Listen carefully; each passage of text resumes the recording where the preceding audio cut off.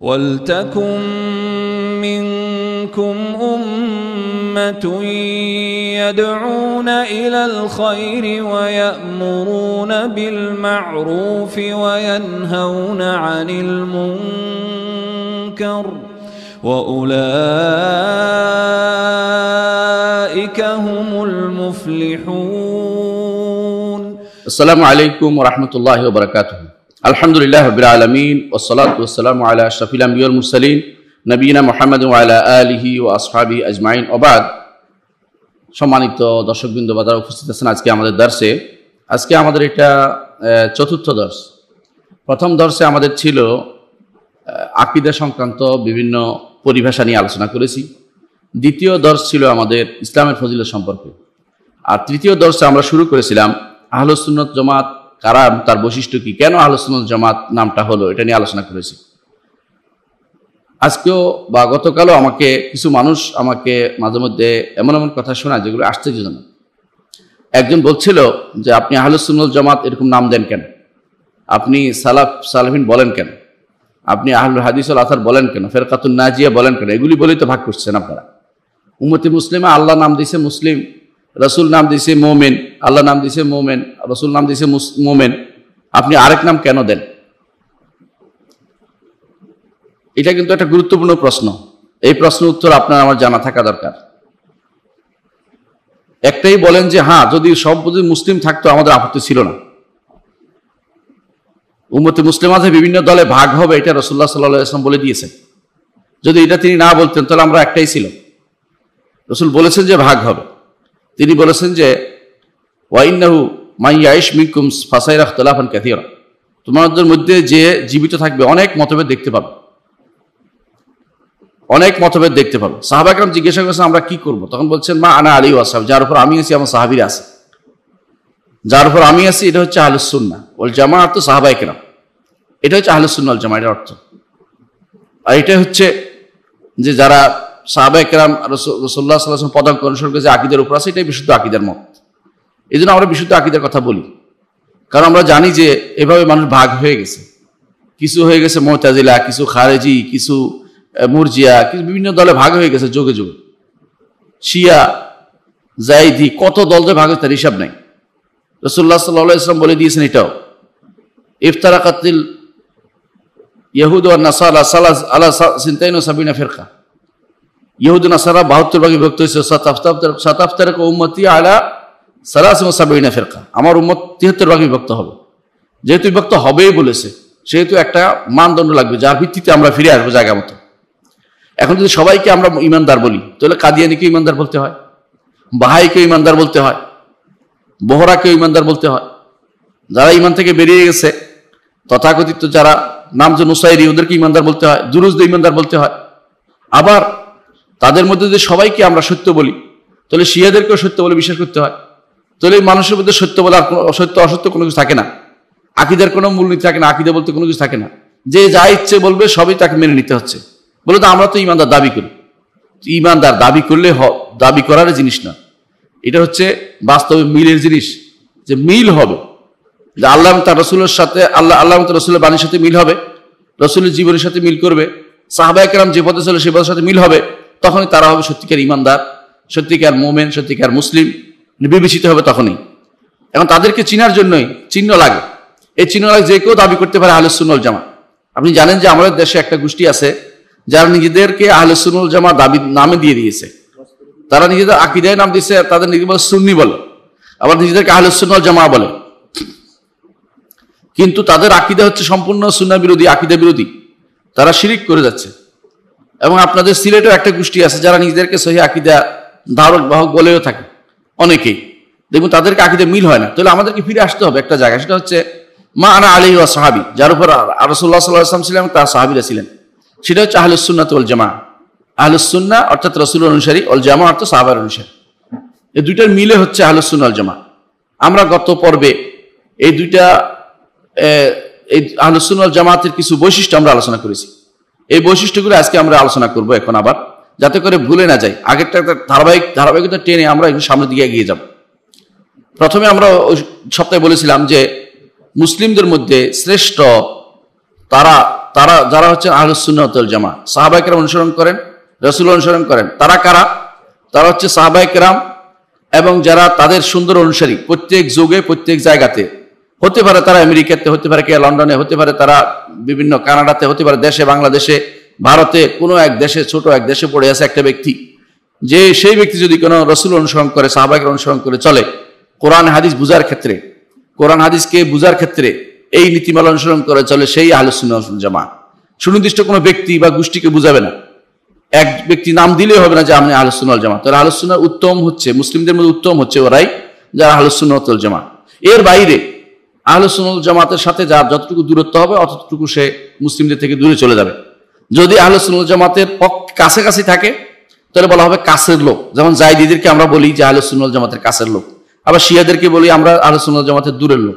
এর চেয়ে বেশি দূরে চলে যায় নুসাইরিরা বা ইয়ারা দুরজিরা, যারা দূরে চলে যায় এবং কাফের হয়ে যায়। তাহলে আহলুস সুন্নাহ ওয়াল জামাত হচ্ছে মূল, সেখান থেকে দূরে সরতে সরতে একসময় মানুষ অনেক দূরে চলে যায়। এটা হচ্ছে আহলুস সুন্নাহ ওয়াল জামাতের মূল পরিচয়। এদের আরেক নাম আমরা বলেছি গত সপ্তাহে যে এরা হচ্ছে সালাফুস সালেহ, এদেরকে বলা হয় সালাফি বলা হয়, এদেরকে আহলু ইত্তিবা ওয়াল আসার, এদেরকে আযারি বলা হয়, আসার অনুসরণ করে। আশআরী না আযারি, আযারি, আশআরী না আশআরী না, আযারি ও আথারি বলা, যারা পদাঙ্ক অনুসরণ করে চলে, সাহাবায়ে কেরাম এবং তাবেঈদের পদাঙ্ক যারা রাসূলুল্লাহ সাল্লাল্লাহু আলাইহি ওয়াসাল্লাম অনুসরণ করে চলেছে সেই সমস্ত তাবেঈ সাহাবায়ে কেরামকে সুন্দর অনুসারী, এদেরকে বলা হয় আযারি, আহলু ইত্তিবা ওয়াল আসার। আবার এদেরকে বলা হয় আহলুল হাদিস ওয়াল খবর, আহলুল হাদিস তারা। আবার এদেরকে এরা হচ্ছে আহলুল ফিকহ ওয়ান নজর, এরা ফিকহ এবং নজরের দৃষ্টি তারা রাসূলুল্লাহ সাল্লাল্লাহু আলাইহি ওয়াসাল্লামের সাহাবাদের অনুসরণ করে এবং তাবেঈদের অনুসরণ করে চলে, সুন্দরভাবে অনুসরণ করে চলে। এদের আরেক নাম হচ্ছে ফিরকাতুন নাজিয়া বা নাজাত প্রাপ্ত দল, এদের আরেক নাম হচ্ছে তায়েফাতুল মানসুরা, সাহায্যপ্রাপ্ত দল। এদের নাম সুন্দর, এদের এই সমস্ত সম্পর্ক হচ্ছে সম্মানিত সম্পর্ক, এই সম্পর্কের মধ্যে কোনো দোষের কিছু নেই। সুতরাং যারা এগুলিতে সম্পর্কে দোষের দেখে তাদের অন্তরের মধ্যে আকীদাগত বক্রতা রয়েছে, এটা বিশ্বাস করতে হবে। তাহলে আহলুস সুন্নাহ ওয়াল জামাত কারা, সংক্ষেপে যদি বলতে হয় কি বলবো? আমরা গত দর্সে বলেছিলাম সংক্ষেপে বলতে হলে সেটাই বলবো, কুল্লু মান রাদিয়া বিল্লাহি রাব্বান, আল্লাহ তাআলাকে রব হিসেবে মানে, অবিল ইসলামী দীনান, ইসলামকে দিন হিসেবে মানে, মুহাম্মদ সাল্লাল্লাহু আলাইহি ওয়াসাল্লাম নবিয়ান এবং রাসূলা, মুহাম্মদ সাল্লাল্লাহু আলাইহি ওয়াসাল্লামকে নবী এবং রাসূল হিসেবে মানে। এই তিনটা জিনিস তার মধ্যে আছে। এই তিনটা জিনিস থাকার পরে মুলতাজিমান বিল ইসলামি জুমলাতান, ইসলামকে মৌলিকভাবে মেনে চলে, কোনো রকমের বাড়াবাড়ি ছাড়াছাড়িতে যায় না, মৌলিক মেনে নিয়েছে ইসলামের সমস্ত আহকাম বিধিবিধান। আমলে তার কম হতে পারে কিন্তু সে মেনে নিয়েছে, ইসলামের প্রত্যেকটি বিধানকে সে মেনে নিয়েছে।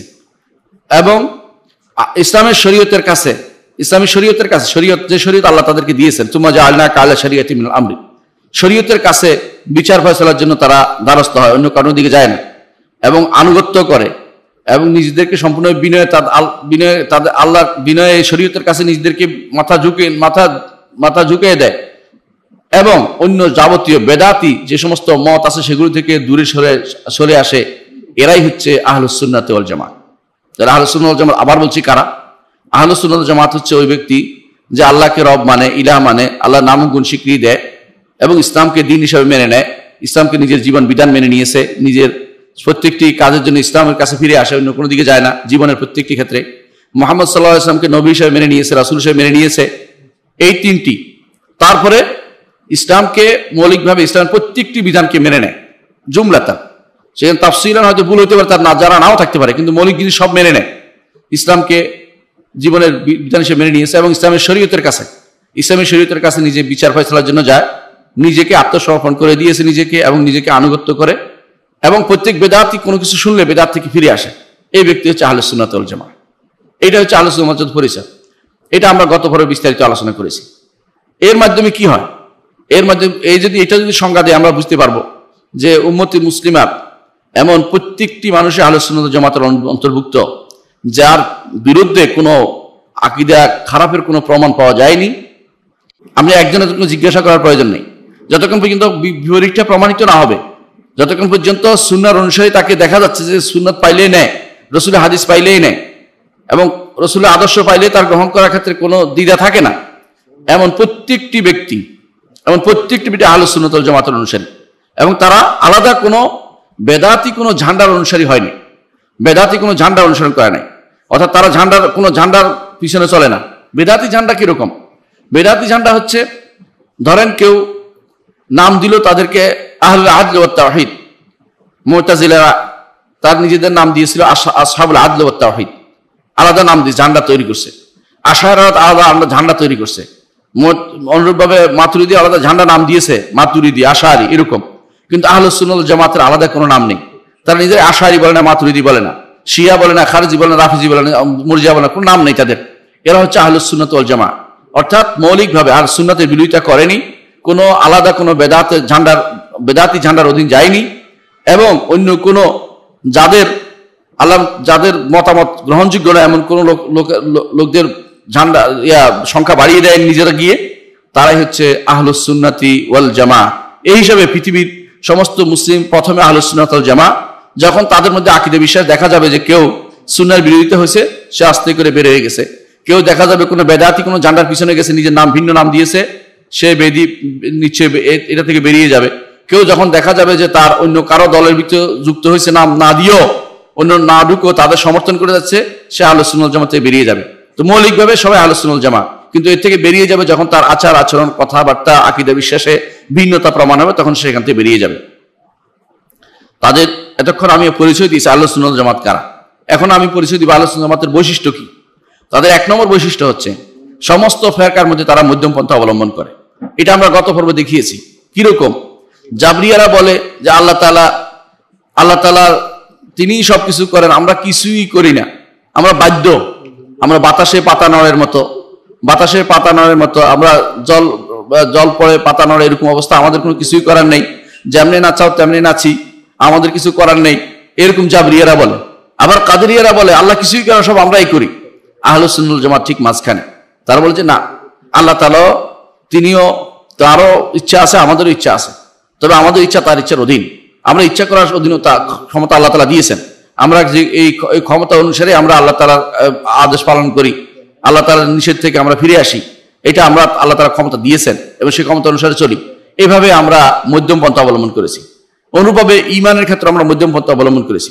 একদল বলে যে কেউ যদি কোনো একটা কবিরা গুনাহ করে কাফের হয়ে যায়, মুতাজিলারা এবং খারিজিরা। আমরা বলি যে না, কবিরা গুনাহকারী, সে গুনাহগার, ঈমানদার, তাদেরকে আমরা বলি। আবার আরেক দল বলে যে যত গুনাহ করুক সে ঈমানদার থেকে যায়, এটা হলো মুরজিয়া। এর মাঝখানে আমরা আছি যে না, গুনাহ করলে সে গুনাহগার ঈমানদার, তবে সে পরিপূর্ণ ঈমানের অধিকারী নয়, তার ঈমানের মধ্যে কমতি রয়েছে, এটা আমরা বলি।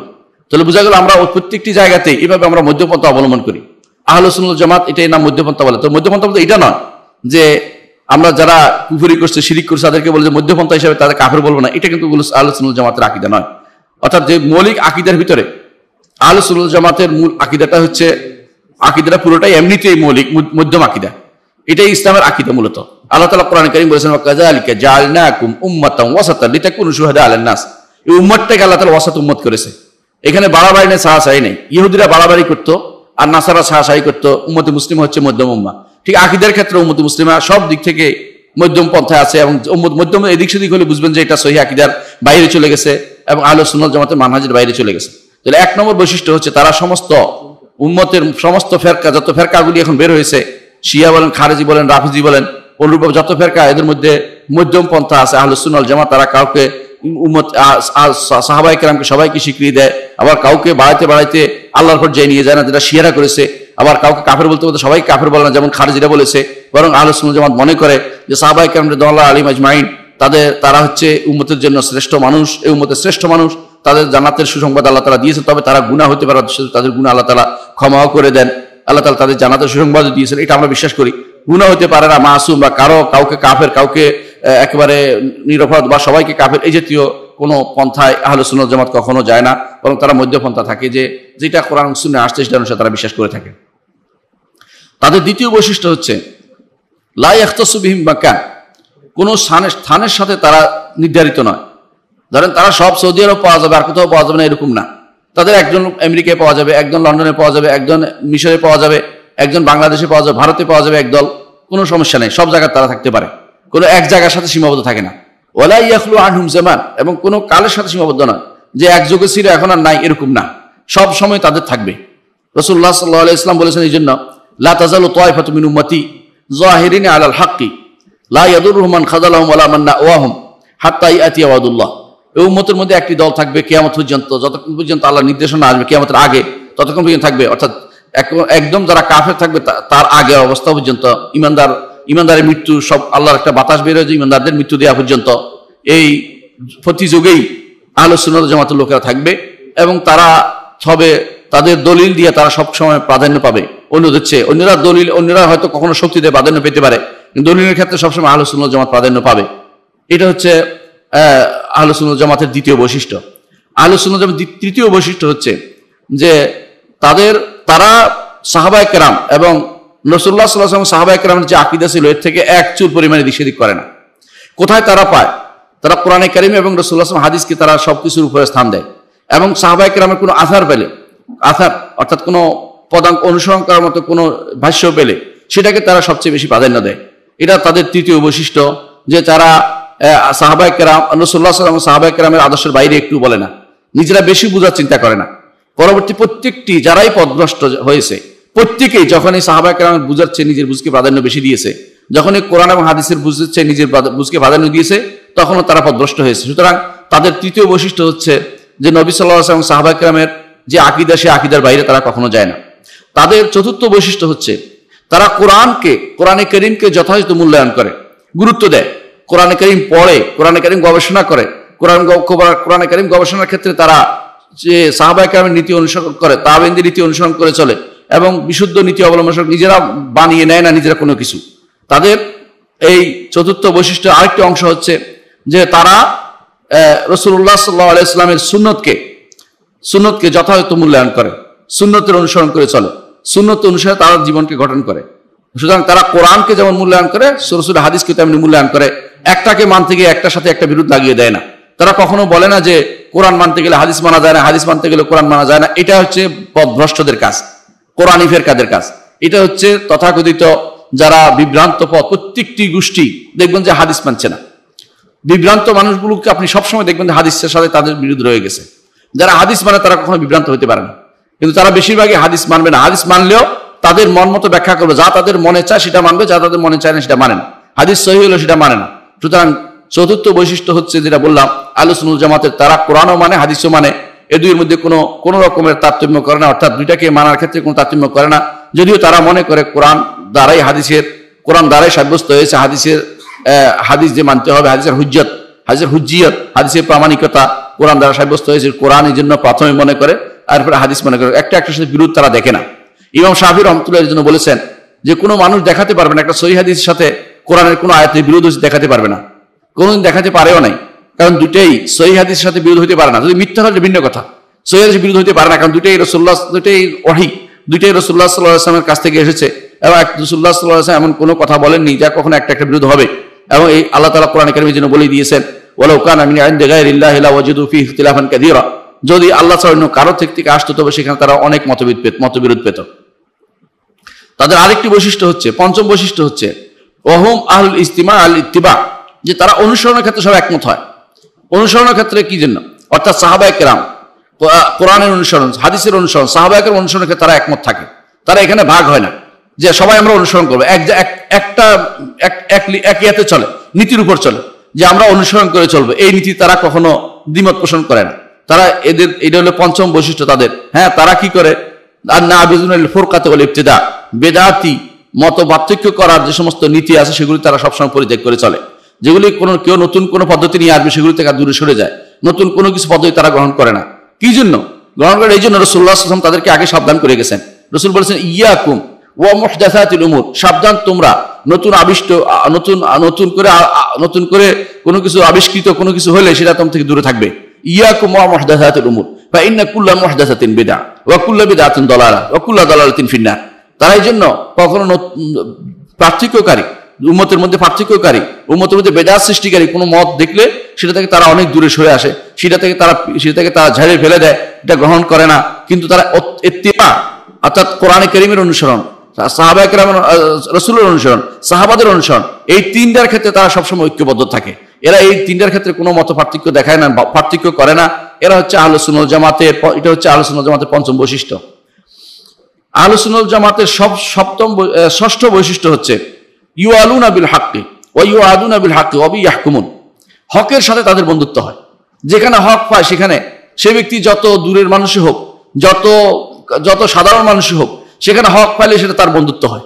আর যদি কোনো ইউআদুনা বিল হাক্কি, হকের ব্যাপারে তারা শত্রুতা করে, যে কেউ হক নাই, না হক কথা বলছে, সে যেই হোক, তার বাবা হোক, তার আত্মীয় হোক, তার থেকে তারা বিরোধিতা করে।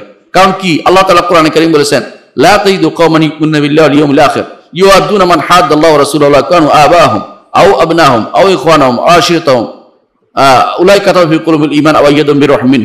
এই জন্য যে এরা হকের সাথে তাদের বন্ধুত্ব হয়। যে ব্যক্তি যে কোথাও হক পাবে সেখানে তারা বন্ধুত্ব হয়। দূর দূরান্তের মানুষ একে অপরকে ভালোবাসে, কেন? এই হক সহি আকীদার কারণে, সহি বিশ্বাসের কারণে, আল্লাহ সাহাবায়ে কেরামকে অনুসরণ করার কারণে, রাসূল অনুসরণ করার কারণে, কোরআন অনুসরণ করার কারণে, সুন্নাহ অনুসরণ করার কারণে, এবং এইটার উপর তারা সবসময় এইটার উপর তাদের বন্ধুত্ব প্রতিষ্ঠিত হয়। আর যখন হকের সাথে তাদের দ্বিমত হয়, কারো হক মানে না, তখন তাদের শত্রুতা আরম্ভ হয়ে যায়। এখানে তারা কোন রকম ছাড় দেয় না, এবং তারা হকের কাছেই তারা ফয়সালা করে যে হক কোনটা, এটা নেব, হকটা কোনটা বলুন, দলিল ভিত্তিক হকটা আমাদেরকে বলুন। এটা হচ্ছে আহলে সুন্নাহ ওয়াল জামাতের ষষ্ঠ বৈশিষ্ট্য, যে তারা হকের উপর চলে, হক অনুসারে শত্রুতা করে, এবং হকের উপর তাদের বিচার ফয়সালা চলে। আহলে সুন্নাহ ওয়াল জামাতের সপ্তম বৈশিষ্ট্য হচ্ছে যে তাদের চলাফেরা সবসময় উত্তম পদ্ধতি চলে, অর্থাৎ তাদের সিয়ার, তাদের জীবনযাপন প্রণালী সুন্দর হবে সবসময়। লা তানফুকু সিয়ারুম হাসানা, তাদের ভালো কাজ থেকে তাদের সিরত কখনো দূরে সরে যায় না, অর্থাৎ যত ভালো কাজ সেগুলো তারা সবসময় তাদের নিজেদের জীবনে তারা বাস্তবায়িত করে। যেমন তাদের আকীদা শুদ্ধ, যেমন তাদের শরীয়ত বিশুদ্ধ, তেমনি শরীয়ত তাদের সোজা সহজ শরীয়ত, কিন্তু তেমনি তাদের জীবনযাপন প্রণালীও সুন্দর হয়। তারা এর বাইরে চলে না, জীবনযাপনে তারা অন্য কোনো পদ্ধতি অবলম্বন করে না, নিজেরা কোনো ভিন্ন পদ্ধতি নেয় না, কোনো কাফের বা ইহুদি নাসারা অথবা এই জাতীয় অমুসলিমদের অথবা বেদাতীদের কোনো পদ্ধতি তাদের জীবনে তারা বাস্তবায়ন করে না। তারা আকীদা যেমন শুদ্ধ গ্রহণ করে, যেমন শরীয়তকে শুদ্ধ গ্রহণ করে, তাদের জীবন চরিত্র তাদের সুন্দর হয়ে থাকে। এটা সপ্তম তাদের বৈশিষ্ট্য।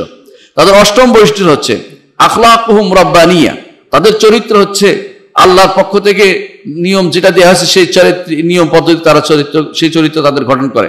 ওয়া মাসালিকুহুম ওয়াসাতিয়া, জীবনযাপন তাদের মাসলাক, তাদের যে সমস্ত পথ, চলার পথটা মধ্যম পন্থায় চলে, এবং ঈমানি তারবিয়ত তাদের মধ্যে থাকে। সবসময় ঈমান নিয়ে তারা ব্যস্ত হয়ে পড়ে, ঈমানের তারবিয়ত দিতে চায় মানুষকে। তারা কথাই শুধু তাওহীদের কথা বলে, তাদের সুন্নাহর কথা বলে, তারা কখনো বেদাতের কথা পথে চলে না, তাদের ঈমানের বাইরে অন্য কোনো পথে দিয়ে মানুষকে ডাকে না, ঈমানের দিকে মানুষকে আহ্বান করে, এবং ঈমান দিয়ে মানুষকে তারবিয়ত দিতে প্রথম থেকে তাদের শুরু হয় ঈমান দিয়ে, অন্য কোনো তারবিয়তের দিকে তারা ডাকে না। ঈমানি তারবিয়তের কমপ্লিট হওয়ার পর অন্য দিকে তারা যায়। সুতরাং তাদের চরিত্র হবে রব্বানি, তাদের চরিত্র হবে আল্লাহ তাআলার পক্ষ থেকে যেই পথ দেখানো সেই চরিত্র অনুসারে তারা চলে, এবং তাদের চলার পথ সেটা হচ্ছে মধ্যম পন্থা, এবং তারবিয়ত হবে তাদের ঈমান। তাদের অষ্টম যে বৈশিষ্ট্য তা হচ্ছে যে তারা লা ইউখালিফুনা ফি তারবিয়াতি ওয়াস সুলুকি হাদিয়াল মাসুম সাল্লাল্লাহু আলাইহি ওয়াসাল্লাম ফাবিআদাবিহি ইয়াতাআদ্দাবুন ওয়া আলা আথারিহি ইয়ামালুন ওয়া আন সুন্নতিহি লা ইয়াহিদুন। অর্থ হচ্ছে, অষ্টম বৈশিষ্ট্য হচ্ছে এটা যে তারা তাদের চলাফেরা, তারবিয়ত, শিক্ষা, প্রশিক্ষণ এগুলোতে রাসূলুল্লাহ সাল্লাল্লাহু আলাইহি ওয়াসাল্লাম আদর্শের বাইরে একটুও যাবে না, বিরোধিতা কিছুই করবে না। রসুলের আদব, রসুল যেভাবে তাদেরকে শিষ্টাচার শিক্ষা দিয়েছেন সেই শিষ্টাচার মাধ্যমে তারা শিষ্টাচার প্রাপ্ত হয়, এবং রসুলের পথে পদাঙ্ক অনুসরণ করে আমল করে। রসুল যেভাবে তার সুন্নতে যেভাবে বলেছেন সেই সুন্নতের বাইরে তারা এক বিন্দু এদিক সেদিক যাবে না, একটু তারা আগ বাড়িয়ে কিছু করবে না। এর অর্থ হচ্ছে এই পথ থেকে তারা দূরে সরে যাবে না, রসুলের পথেই তারা চলবে, তার আদর্শের বাইরে তারা চলবে, কখনো যাবে না। এই জন্য আপনি দেখবেন ইমাম ইবনে কাইয়িম রাহমাতুল্লাহ আলাইহি তিনি যে গ্রন্থটি জাদুল মাআদ ফি হাদি খায়রুল ইবাদ, জাদুল মাআদ ফি হাদি খায়রুল ইবাদ, অর্থাৎ রাসূলুল্লাহ সাল্লাল্লাহু আলাইহি ওয়াসাল্লামের আদর্শ অনুসারে তিনি লিখেছেন জাদুল মাআদ, পরকালীন পারিতোষিক পরকালীন জীবনের পাথেয়, সেটা তিনি গ্রন্থটা লিখেছেন। কেন?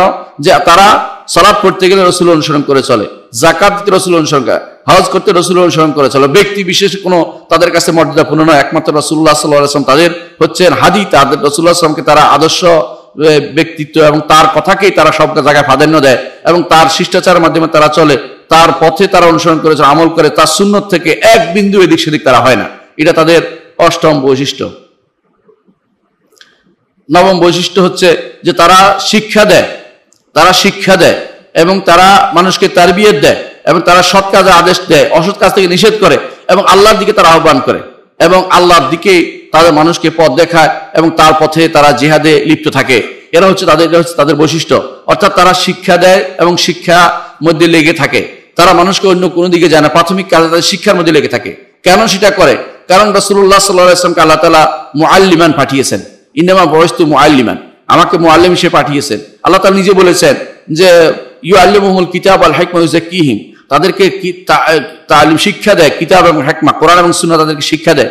সেই জন্য যারা রাসূলের অনুসারী তারা সব প্রত্যেকে তালিম শিক্ষার মধ্যে সবসময় লেগে থাকে, তারবিয়ত দেয়, মানুষকে সঠিক পথের পথ দেখায় এবং তাদেরকে হকের পথে নির্দেশ দেয়।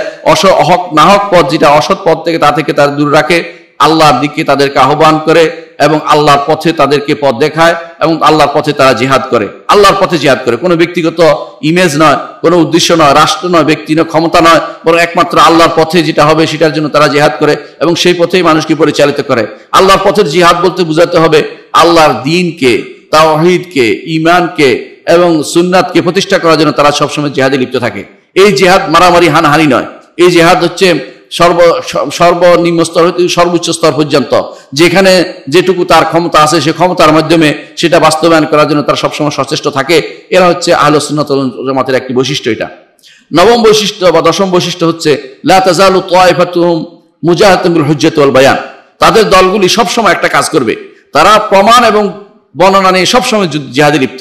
যেমন আপনারা জানেন বর্তমান সময়ে যারা সহি আকীদা তারাই সবসময় সহি আকীদার কথা বলে এবং যারা বেদাতি তাদের বিরুদ্ধে কথা বলে। আবার বেদাতিরা সময় মতো সব এক হয়ে যায়, আপনি দেখবেন বেদাতিরা এক হতে দেরি হয় না। কেন এক হতে দেরি হয় না? কারণ তাদের মধ্যে ছাড় প্রবণতা আছে, প্রয়োজনে একটা ছাড় দিবে, কিন্তু আহলুস সুন্নাত ওয়াল জামাতের ছাড় মতো কোনো কিছু নেই। তারা মনে করে যে আমার প্রমাণ ভিত্তিতে আমি চলি, আমার বয়ানের ভিত্তিতে আমি চলি, আল্লাহ কোরআনের এবং রাসূলের হাদিস থেকে আমি চলি, এখানে আমার ছাড় মতো কোনো কিছু নেই।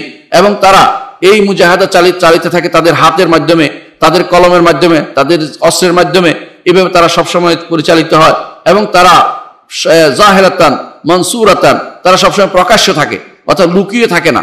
হক কথা তারা বলে, কম হতে পারে, তারা সংখ্যায় কম হতে পারে, কিন্তু তারা হক কথা বলে এবং তারা সবসময় তাদের প্রমাণে সবসময় উপরে থাকে। অন্যরা যেখানে তাদের প্রশাসনে কখনো কেউ আশ্রয় নেয়, কখনো কেউ দলের আশ্রয় নেয়, কখনো দেখবেন যে তারা অনেকটা গোষ্ঠীর আশ্রয় নেয়, কখনো দেখবেন যে তারা বেশি মানুষের বলে যে এত মানুষ আমাদের অনুসারী, এটা তারা আশ্রয় নেয়, কিন্তু এরা সংখ্যায় কম হতে পারে। কিন্তু তাদের বড় জিনিস হচ্ছে তাদের প্রমাণ সবসময় প্রতিষ্ঠিত থাকে, প্রমাণ সবসময় শুদ্ধ থাকে। এরা ভুল পথে এগিয়ে যায় না এবং ভুল পথে তাদেরকে প্রমাণের মাধ্যমে বা অন্য কিছু তারা এগিয়ে যায় না, সবসময় তারা দলিল প্রমাণ দিয়ে কথা বলে। এটা হচ্ছে তাদের বড় একটি বৈশিষ্ট্য। এবং তারা প্রয়োজনে তাদের হাতের মাধ্যমে সেটা শুদ্ধ করে, প্রয়োজনে তাদের অস্ত্র ব্যবহার করে যদি সেটা অনুমোদিত পদ্ধতিতে হয়। এবং কখনো তারা লা ইয়াদুরুহা মান খাযালা, কেউ তাদেরকে অপমান করলো এটা তাদের কিছু যায় আসে না, তাদেরকে যায় আসে না। কেউ তাদের গালি দিল, তাদেরকে কিছু একটা বললো, তাদেরকে পাগল বললো বা কিছু বললো বা তাদেরকে অনেক কত রকম গালি দেয়, এই গালি তারা গায়ে মাখে না। এরা মনে করে যে আমরা হক কথা বলতে হচ্ছে, এখানে কারো কিছু গায়ে মাখার কোনো সুযোগ নেই। কারণ তারা জানে তারা যার অনুসরণ করে মুহাম্মদ রাসূলুল্লাহ সাল্লাল্লাহু আলাইহি ওয়াসাল্লাম, তাকে পর্যন্ত মানুষ তখনকার দিনে মানুষ কেউ পাগল বলতো, কেউ কবি বলতো, কেউ জাদুকর বলতো, কেউ বা তাকে জিনে ধরেছে বলতো, কেউ বা তাকে বলতো বিভিন্ন রকমের কথা বলতো। কিন্তু তারা এই জন্য মনে করে যে রাসূলুল্লাহ সাল্লাল্লাহু আলাইহি ওয়াসাল্লাম তার দাওয়াত থেকে একটু পিছপা হন না। এই জন্য যেহেতু রাসূলুল্লাহ তার দাওয়াত থেকে পিছপা হন নাই, তার অনুসারী যারা আহলুস সুন্নাত ওয়াল জামাত, তারা বাইরে কি বললো, কে তাদের উপর আক্রমণ করলো, কে তাদের বিরুদ্ধে বললো, এই বিষয়টি তাদের কিছু যায় আসে না। তারা হক কথা সবসময় বলে থাকে। লা ইয়াদুরুহা মান খাযালাহা, কেউ তাদেরকে ছেড়ে চলে গেল এটাও কিছু যায় আসে না। কেউ অনুসরণ করলো, মানলো, কেউ চলে গেল, এটা তাদের কিছু যায় আসে না। তাদের অনুসারী কত বেশি, তার ফলোয়ার কত বেশি, এটা বাড়ানোর চিন্তা তাদের থাকে না। তাদের চিন্তা থাকে সবসময় হক কথা বলবে, যে হক নেবার মানুষ কমও হতে পারে। কারণ আল্লাহ তাআলা বলেছেন ওয়া কালিলুম মিন ইবাদিয়াশ শাকুর, আমার বান্দারা আমার শুকরগুজার বান্দারা খুব কমই হয়ে থাকে। সুতরাং বেশি মানুষ দেখিয়ে যারা হকের পক্ষে স্লোগান দিচ্ছে, তারা বলে যে সিরাজুল আযম, বেশি মানুষকে অনুসরণ করতে আমরা বেশি মানুষ আছি, যেমন বলে আশায়রা মাতুরিদিয়ারা বলে থাকে, আশারিয়া ও মাতুরিদিয়ারা বলে থাকে যে আমরা বেশি মানুষ, আমরাই হকের উপর। এটা সত্য নয়, বরং কখনো কখনো হক থাকবে, বেশিরভাগ সময় দেখা গেছে হক থাকবে মুষ্টিমেয় কিছু মানুষের মধ্যে, যারা হকের কথা বলবে। এরা সবসময় এরাই প্রাধান্য পাবে ইলা কিয়ামত, কিয়ামত পর্যন্ত। এরা সংখ্যায় কম হতে পারে, কিন্তু হকের কথাই তারা বলবে। কখনো তারা কারো রক্তচক্ষু, কারো ছেড়ে যাওয়া, কারো অপমানিত করাকে কখনো তারা গায়ে মাখে না। কারণ তারা হকের কথা বলবে, যেটা তারা হক বলে জেনে সেটা বলবে এবং প্রমাণ দিয়ে তারা প্রতিষ্ঠা করবে। সেই প্রমাণ দিবে তারা কোরআন থেকে, রাসূলের হাদিস থেকে এবং তারা সাহাবায়ে কেরামের জীবনী থেকে, আসার থেকে তারা সে দলিল দিয়ে সেটাকে প্রতিষ্ঠিত করে ছাড়ে। পরবর্তী বৈশিষ্ট্য হচ্ছে তাদের, যে তাদের যারা পরবর্তী পথে যারা অনুসরণ করে চলবে, এরকম অনুসরণকারীরা তাদের পূর্ববর্তীদের অনুসরণ করে চলে, সাহাবায়ে কেরাম অনুসরণ করে চলে, তারা তাবেঈনদের মধ্যে গ্রহণযোগ্য ব্যক্তিদের অনুসরণ করে চলে। এই জন্য দেখবেন আপনি তাদের মধ্যে দেখবেন সাহাবায়ে কেরামের সবাই অনুসরণ করছে, কোনো বিরোধিতা নাই তাদের মধ্যে। সাহাবায়ে কেরামের মত অনুসরণ নিতে তাদের কোনো এটা বলে না, সাহাবায়ে কেরামের কোনো বাজে মন্তব্য করে না। যারা পথভ্রষ্ট তারা দেখবেন যে কেউ আবু হুরায়রা রাদিয়াল্লাহু আনহু সম্পর্কে খারাপ মন্তব্য করতেছে, কেউ আনাস ইবনে মালিক রাদিয়াল্লাহু আনহু খারাপ মন্তব্য করতেছে, কেউ দেখবেন যে মুআবিয়া রাদিয়াল্লাহু আনহু সম্পর্কে খারাপ মন্তব্য করতেছে। কিন্তু যারা সুন্নাহর অনুসারী তারা তাদের পূর্ববর্তী ব্যক্তিদেরকে যথাযথভাবে কদওয়া হিসেবে গ্রহণ করে, যে এরা আমাদের আদর্শ, এই পথে আমরা চলবো, এদের পথে আমরা চলবো, এদের মধ্যে কোনো ভাগ করে না। তারা ইমামদের ব্যাপারে মনে করে যে ইমামরা হচ্ছে আমাদের মধ্যে পথ নির্দেশকারী।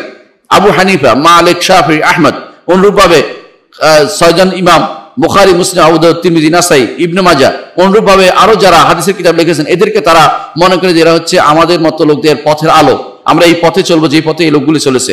এর বাইরে আপনি দেখবেন অনেক মানুষকে যে তারা একজন বলে যে আমি আবু হানিফা রাহমাতুল্লাহ আলাইহিকে মানি, আমি শাফিঈকে মানতে পারি না, আরেকজন বলে যে আমি মালিককে মানি, আমি আহমদ ইবনে হাম্বলকে মানতে পারি না, অথবা কেউ এটা বলবো ওইটা বলবো, কারণ ভাগাভাগি তাদের মধ্যে সৃষ্টি হয়ে যায়। কিন্তু এই মানুষগুলো এরা সবাইকে কদওয়া মনে করে। তারা মনে করে যে সাহাবায়ে কেরাম আমাদের জন্য যেমন প্রত্যেকেই আমাদের জন্য অনুসরণযোগ্য ব্যক্তিত্ব, তেমনি ইমামরাও প্রত্যেকে আমাদের জন্য পথের আলো, এই পথ তাদের সে জ্বালানো আলো দিয়ে আমরা আলোকিত এই পথে চলবো, এটা তারা বিশ্বাস করে। এবং তারা বিশ্বাস করে যে এরা হুজ্জাতুল্লাহ আল খালক আজমাইন, সমস্ত মানুষের উপরে এই মানুষগুলো হচ্ছে প্রমাণ হিসেবে থাকবে যে এই মানুষগুলো সঠিক পথে চলে তারা সারা দুনিয়াতে ঈমান ও ইসলামকে প্রচার প্রসার করেছে, এই পথে চললেই আমরা থাকতে পারবো সঠিক পথে। তারা বিশ্বাস করে। এই জন্য তারা এই পথের কাউকে এই পথ থেকে দূরে সরিয়ে দেয় না, বরং প্রত্যেককে তারা মনে করে যে আমাদের পথের জন্য পাথেয় হিসেবে তারা কাজ করে। এরা সুফিয়ান সাউরিকে মানে, এরা লাইস ইবনে সাদ আল মিসরিকে মানে, এরা যুগে যুগে যে সমস্ত হাদিসের ইমাম এবং তাফসীর ইমাম চলে গেছে এদের বিরুদ্ধে কথা বলে না, এবং কাউকে মানে কাউকে বিরোধিতা করে না, বরং হকের সাথে তাদেরকে মিলিয়ে দেয়। হক যদি তাদের সাথে থাকে এদেরকে বলে যে হকের পথে আছে, কারণ হকের ক্ষেত্রে এরা কাউকে আলাদা করে না। পরবর্তী যে বৈশিষ্ট্য তাদের আহলুস সুন্নাহ ওয়াল জামাত, তা হচ্ছে যে তারা মনে করে যে ফজিলতের ক্ষেত্রে শ্রেষ্ঠত্বের ক্ষেত্রে এদের মধ্যে তারতম্য আছে, একরকম না। তারতম্য আছে কিরকম, যে সাহাবায়ে কেরাম, তাবেঈন, এর মধ্যে অবশ্যই সাহাবায়ে কেরামের মধ্যে এক একজনের ফজিলত এক এক রকম। তারা বিশ্বাস করে এটা যেভাবে আসছে যে আবু বকর রাদিয়াল্লাহু আনহু ফজিলত সবার উপরে, তারপর ওমর, তারপর ওসমান, তারপর আলী, অথবা আলী বা ওসমান, যেভাবে ভাগ আসছে সাহাবা পরবর্তী ইমামদের থেকে।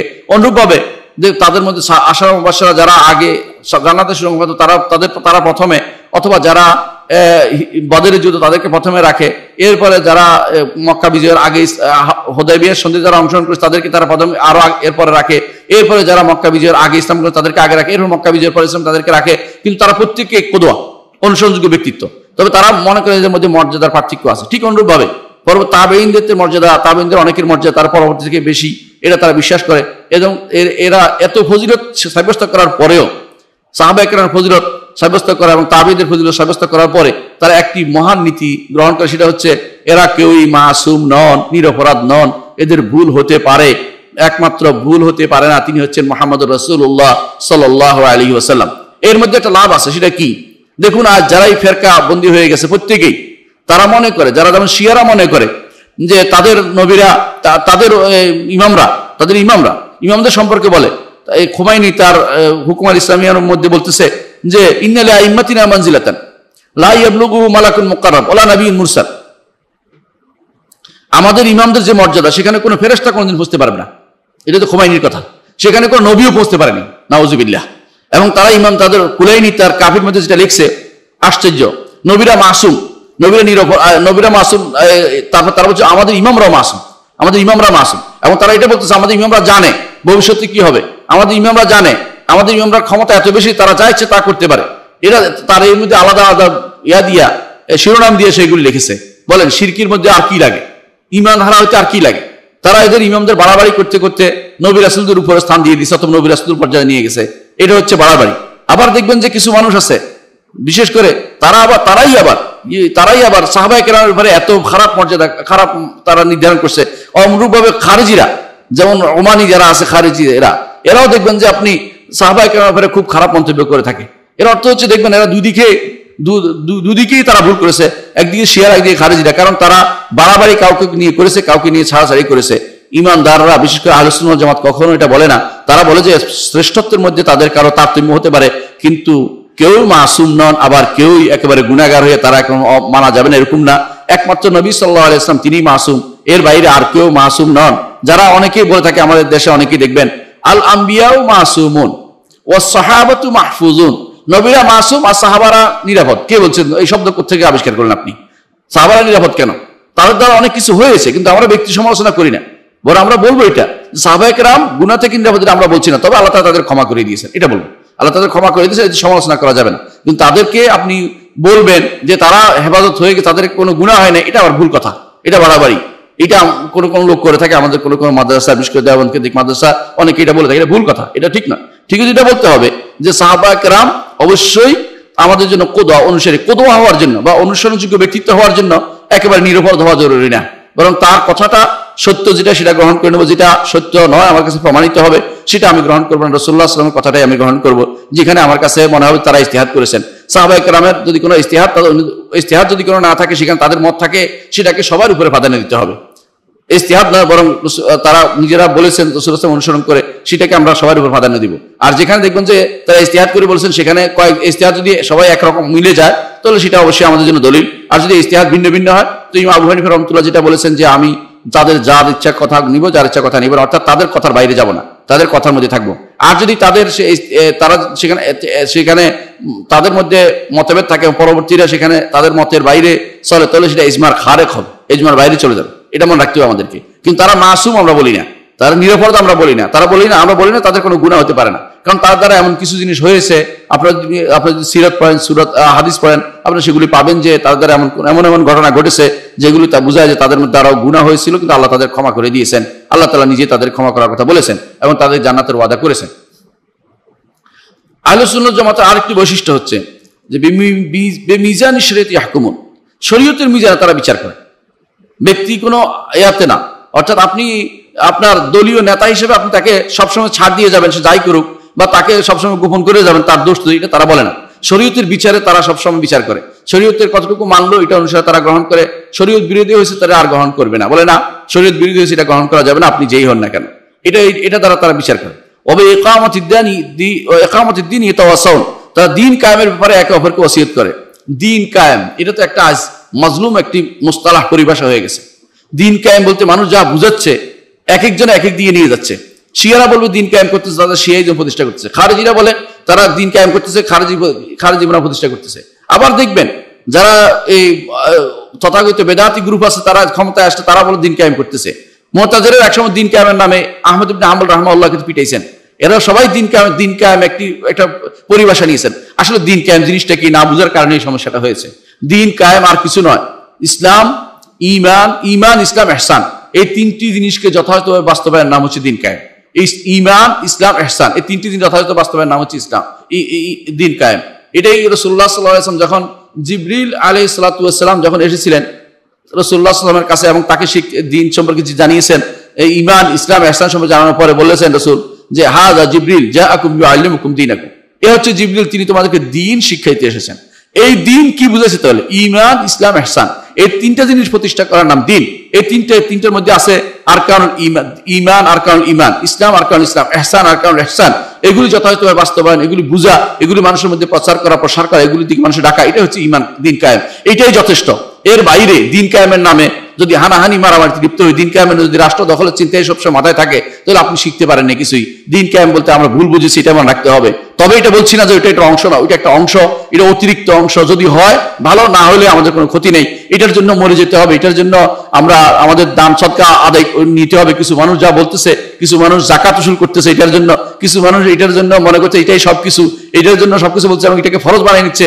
তারা এই সালাত, জাকাত, সওম, হজ এগুলিকে বানাচ্ছে ট্রেনিং, আর তারা বানাচ্ছে যে ক্ষমতা দখল বা রাষ্ট্রীয় ক্ষমতা দখলকে বানাচ্ছে তাদের মূল জিনিস। এটা পরিপূর্ণভাবে, সম্পূর্ণভাবে ইসলাম বিরোধী কথা। এটা কখনো ইসলাম কখনো ছিল না। রাসূলুল্লাহ সাল্লাল্লাহু আলাইহি ওয়াসাল্লাম দ্বীন কায়েম করেছেন মক্কাতেও করেছেন, মদিনাতেও করেছেন। মক্কাতে যখন করেছেন রাষ্ট্র ক্ষমতা তার হাতে ছিল না, মদিনাতে যখন তার হাতে রাষ্ট্র ক্ষমতা তখনও করেছেন। এর অর্থ হচ্ছে দ্বীন কায়েমে উভয়ভাবে করা যায়, ক্ষমতায় গিয়েও করা যায়, ক্ষমতায় না গিয়েও করা যায়। ক্ষমতায় গেলে আল্লাহ তাআলা অতিরিক্ত দায়িত্ব দিয়েছেন তাদেরকে করার জন্য, যারা ক্ষমতা আছে তাদের জন্য আল্লাহ যিনি ইম্মাক্কান্নাহুম ফিল আরদি আকামুস সালাতা ওয়া আতাউজ যাকাতা ওয়া আমারু বিল মা'রুফ ওয়া নাহাউ আনিল মুনকার ওয়া লিল্লাহি আকিবাতুল উমুর, আল্লাহ তাআলা বলেছেন। এর অর্থ হচ্ছে ক্ষমতায় গেলে তার দায়িত্ব বেড়ে যায়, ক্ষমতায় গেলে তাকে যে বাস্তবায়ন করতে হয় সবার জায়গায়, কিন্তু ক্ষমতায় না গেলেও দিন কায়েমের সুযোগ রয়েছে। যুগ যুগ ধরে নবীরা দিন কায়েম করেছেন, কিন্তু কেউ ক্ষমতায় যাননি। কয়েকজন নবী ছাড়া, হাতে গোনা কয়েকজন নবী ছাড়া কেউ দিন ক্ষমতায় যাননি। আপনি দেখতে পান যে দিন কায়েমের কথা যে আয়াতে এসেছে, যে আয়াতটিতে এসেছে, শারা'a লাকুম মিনাদ দীনি মা ওয়াসা বিহি নূহান ওয়াল্লাযী আওহাইনা ইলাইকা ওয়া মা ওয়াসা বিহি ইব্রাহিমা ওয়া মূসা ওয়া ঈসা আন আকিমুদ দীনা ওয়া লা তাতাফাররাকু ফি। আল্লাহ নির্দেশ দিয়েছেন এই পাঁচজন নবীকে যে আপনারা দিন কায়েম করুন। এর মধ্যে একমাত্র মুহাম্মদ রাসূলুল্লাহ সাল্লাল্লাহু আলাইহি ওয়াসাল্লাম, তিনি যখন মদিনায় গিয়েছেন রাষ্ট্রপ্রধান হয়েছেন, আগ পর্যন্ত তিনি দিন কায়েম করেছেন এর আগেও, এবং তিনি মূসা আলাইহিস সালাম দিন কায়েম করেছেন, রাষ্ট্রপ্রধান হননি। ঈসা আলাইহিস সালাম দিন কায়েম করেছেন, রাষ্ট্রপ্রধান হননি। নূহ আলাইহিস সালাম দিন কায়েম করেছেন, রাষ্ট্রপ্রধান হননি। ইব্রাহিম আলাইহিস সালাম দিন কায়েম করেছেন, রাষ্ট্রপ্রধান হননি। হ্যাঁ, আমরা বলছি না দিন কায়েম করা রাষ্ট্রপ্রধান হওয়া লাগবে না, যদি কেউ হতে পারে তার উপর দায়িত্ব এসে যাবে তার অধীনস্থদের মধ্যে দিন কায়েম করা। এর আগ পর্যন্ত দিন কায়েমের সুযোগ রয়েছে, সেটা হচ্ছে তাওহীদ প্রতিষ্ঠা করা, ঈমান প্রতিষ্ঠা করা, আর কারণ ঈমান নিয়ে আলোচনা করা, আর কারণ ইসলাম নিয়ে আলোচনা করা, আর কারণ ইসলাম নিয়ে আলোচনা করা, ইসলামকে বাস্তব জীবনে যার যতটুকু সামর্থ্য আছে ততটুকু দাঁড়ানোই, এটার নাম হচ্ছে ঈমান, এর নাম হচ্ছে ইকামতুদ্দিন। এর বাইরে নিজেরা বাড়িয়ে বাড়িয়ে যাই বানাবেন সেটা হচ্ছে নিজের ইজতিহাদ, এবং সেটা আহলুস সুন্নাহ ওয়াল জামাতের পদ্ধতি, প্রচলিত পদ্ধতি, নিয়ম। আহলুস সুন্নাহ ওয়াল জামাতের পদ্ধতি নয়, নিজেদের বানানো পদ্ধতি। সেই বানানো পদ্ধতিতে দিন কায়েম হবে না, এবং সেটা হৃদয়ে হবে হাওয়া কায়েম, নিজের প্রবৃত্তির দাসত্ব কায়েম করা হবে। এবং এর মাধ্যমে নিজেরা কোরআন এবং সুন্নাহর নুসুসকে, কোরআন এবং সুন্নাহর ভাষ্যকে নিজেদের মতো করে ব্যাখ্যা করার একটা সুযোগ তৈরি করে দিয়েছেন, নিজেদের মতো করে। আপনি দেখবেন কোরআন এবং সুন্নাহর মধ্যে বলা হয়েছে যে যার ঘায়ের মধ্যে বায়াত নেই সে জাহিলিয়াতে মৃত্যুবরণ করছে। কিছু মানুষ এটা মেনে নিয়ে মনে করেছে তার দলের নেতা বায়াত হইতে, তার দলের নেতার বায়াত না হইলে তাহলে তার বুঝি জাহিলিয়াতে মৃত্যু হবে। এই জাতীয় মিথ্যাচার এবং হারাম বুঝ কেউ বুঝে নাই এর আগে কোনোদিন, কারণ এটা বেহুদা কথা, এটা বোঝানো হয়নি। এখানে যেটা বোঝানো হয়েছে রাষ্ট্রপ্রধান বানানোর কথা বলা হয়েছে, কিন্তু এটা বলা হয় না নিজেরা আমির বানাইয়া নিজেরা একজন মামুর হবে, একজন অনুসরণ করে চলবে, তার কথা অনুসরণ, এটা কোনদিন বলা হয়নি। ইসলামের কোন নীতি নিয়ম কোনদিন ছিল না, প্রচলিত ছিল না। এই জন্য যারা এটা করেছে তারা পথভ্রষ্ট, খারেজি বলে বিবেচিত হয়েছে। দেখুন, আপনি জানেন যে ইসলামের ইমাম ছিল ওসমান ইবনে আফফান রাদিয়াল্লাহু আনহু, তার বিরুদ্ধে যে দাঁড়িয়েছে সে খারেজি। এর অর্থ হচ্ছে আরেকটা দল ভিতরে যদি কেউ পাকায় সে খারেজি কাজ করবে। ইসলামে এই জাতীয় কাজগুলো অনুমোদন করে না। হ্যাঁ, ইসলামের দাওয়াত থাকবে, দাওয়াতের পদ্ধতি অনুসারে থাকবে, দাওয়াতের কাজ থাকলে এটা হয় না। কিন্তু বেশিরভাগ দাওয়াতের নাম দিয়ে শুধুমাত্র এই পদ্ধতিটাই অবলম্বন করেছে। কেন তারা এটা বলছে? দাওয়াতের কাজ করো, ভালো কথা, দাওয়াতের জন্য একটা কমিটি করো, দাওয়াতের জন্য তুমি একটা গোষ্ঠী থাকবে, কোনো সমস্যা নেই, দাওয়াতের পথে এগিয়ে যাও, এবং কোথায় কোথায় ভুল হচ্ছে সেটা বলো, কোথায় কোথায় ভুল হচ্ছে রাষ্ট্রের বা তুমি সংশোধনের চেষ্টা করো সব জায়গাতে। কিন্তু তাই বলে তোমার কোরআন এবং হাদিসের নসকে নিজের মতো করে সাজিয়ে, নিজের মতো অনুবাদ করে, নিজের মতো ব্যাখ্যা করে এটাকে নিজের দলের ভিতরে নিয়ে আসার জন্য মানুষদেরকে মিথ্যাভাবে বলবে যে যার বায়াত নাই জাহান্নামে যাবে, সে বায়াত নাই সে ইসলাম থেকে বেরিয়ে যাচ্ছে, অথবা আমার বায়াত নাই যেগুলো মানতেছে না। তোর দুনিয়াতে তাহলে বায়াত কার হবে? শত শত মানুষ এখন দলের লোক আছে, সত্যিকার বায়াত করতে হবে, একজন মানুষ কার অনুসরণ করে চলবে? এগুলি সবই হচ্ছে বিভ্রান্তি এবং পথভ্রষ্টতা। এটা ইসলাম কখনো অনুমোদন করে না। বরং ইসলামে আহলুস সুন্নাহ ওয়াল জামাত মনে করে যে ইকামতের দিন হবে তাওহীদের মাধ্যমে, দিন হবে তাওহীদের মাধ্যমে, দিন হবে ইসলামের উপর, দিন হবে ইহসানের উপর। যদি এটা করতে করতে একজন মানুষ ক্ষমতায় যাওয়ার মতো অবস্থা তৈরি হয়ে ক্ষমতায় যাবে, পরিচালনা করবে, এ সবই হবে, কিন্তু প্রথম কাজ হবে তাওহীদের, ঈমানের। এর মাধ্যমে এগিয়ে যেতে হবে, এবং এর মাধ্যমে আপনি যত দ্রুত এগাতে চেষ্টা করবেন তত পিছনে পড়ে যাবেন। অনেক মানুষ মনে করে আমার তাওহীদ ঠিক আছে, দেখো তারা জিজ্ঞাসা করা হলে রুবুবিয়ত উলুহিয়তে পার্থক্য করতে পারবে না, তাওহীদের সংজ্ঞা দিতে পারবে না, এবং তারা বুঝবে না তার কর্মকাণ্ডে শিরকের মধ্যে পাওয়া যায়, আচরণ পাওয়া যায়, তাদের কর্মকাণ্ডে বেদাতে পূর্ণ হয়ে রয়েছে। সুন্নাহ তারা প্রতিপালন করে না, সুন্নাহর অবস্থা জানে না, হাদিসের ব্যাখ্যা জানে না, কোরআন তাফসীরের ব্যাখ্যা জানে, নিজের আরেকজনের তাফসীর অনুসরণ করে চলে, যেটা কোনো নিজে বুঝেই না কি বলেছে আল্লাহ তার রাসূল। তাহলে তারা কিসের ইকামতের দিন করবে? এই ইকামতের দিন আল্লাহ রাসূল কখনো চাননি, নিজেরা বানিয়ে একামতের দিন গ্রহণ করাটা কখনো ঠিক হয় না। এই জন্য এর থেকে বুঝতে হবে আহলুস সুন্নাহ ওয়াল জামাত অবশ্যই ইকামতের দিন চায়, কিন্তু সেই ইকামতের দিনের পদ্ধতি হচ্ছে অবশ্যই তাওহীদ দিয়ে শুরু করতে হয়, এবং যতটুকু যাওয়া যায়, যত বেশি করা যায় তত বেশি লাভ, যত বেশি করা যায়। কিন্তু মূল যেটা না করলেই নয়, সেটা হচ্ছে অবশ্যই তাদেরকে ইকামতের দিন অর্থাৎ তাওহীদ দিয়ে এগিয়ে যেতে হবে, ঈমান নিয়ে এগিয়ে যেতে হবে, ইসলাম নিয়ে এগিয়ে যেতে হবে। এগুলি প্রতিষ্ঠা করার জন্য যার যতটুকু আল্লাহ সামর্থ্য দিয়েছে অতটুকুর মধ্যে তার কাজ করে যেতে হবে। এটা হচ্ছে ইকামতের দিন। দিনকে যা বোঝায়, দিন বলতে যা বোঝায় প্রত্যেকটা জিনিসেই অনুসরণ করতে হবে। শুধুমাত্র দিন শুধু রাষ্ট্র ক্ষমতা দখল নয়, অথবা রাষ্ট্র ক্ষমতা ছাড়াও নয়। অনেকে আবার দেখা যায় রাষ্ট্র ক্ষমতা হবে না, দরবেশ হয়ে যাবে, এটাও ইসলাম বলে না। এটা আসবে, যখন আসবে সেটা নিবে, এবং যখন আসার সুযোগ আসবে তখন সেটা গ্রহণ করবে, এটাও ইসলাম বলে। কিন্তু তাই বলে ওইটাই একমাত্র উদ্দেশ্য হওয়া এবং ওইটার পিছনে অন্যগুলিকে মাধ্যম বানিয়ে নেয়া, অন্যগুলিকে এটার খাদেম বানিয়ে নেয়া, অন্যগুলি খেদমতে দিন বলা, এই জাতীয় কথাগুলো জায়েজ নাই। এটাই হচ্ছে ভুল তথ্য যার উপরে চলে। আহলে সুন্নাত জামাত কখনো সেটা বলে না।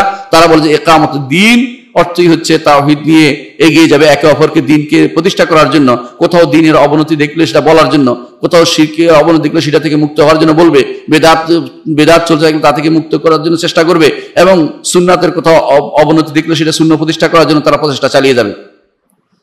এই জন্য তাদের কি করে, তারা ফায়ানহাউনা আন তারাক্কুসিন জাফিন ওয়া তানাত্তুন গালিব, তারা সব রকমের ছাড় প্রবণতা ছেড়ে দেয়। ছাড় প্রবণতা কি? বর্তমান লিবারাল হয়ে যায়। কিছু মানুষ আছে ক্ষমতা যাওয়ার জন্য বলে আমি তো ইসলামের কথা বলি না, আমি ইসলাম শরীয়ত বাস্তবায়ন করতে চাই না।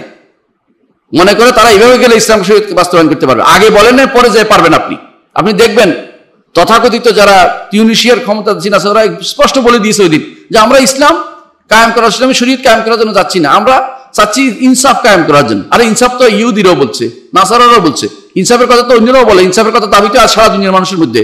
ইনসাফ কি? ইসলামের মধ্যে তো ইনসাফ রয়েছে, শরীয়তের মধ্যে ইসলাম রয়েছে, দিন কায়েমের মধ্যে ইনসাফ রয়েছে। এর বাইরে আর যেটা ইসলামের দাবি করে মিথ্যা দাবি হবে। কারণ ইসলাম আসছে ইসলাম ইনসাফ নিয়ে। এর বাইরে প্রত্যেকে জুর এবং জুলুমের মধ্যে ছিল। যারা যতক্ষণ ইসলামের মধ্যে ছিল, প্রত্যেক নবীর অনুসারীরা ততক্ষণ ইনসাফের মধ্যে ছিল। তাদের ইসলাম ছিল প্রত্যেক নবী রাসূলের দিন।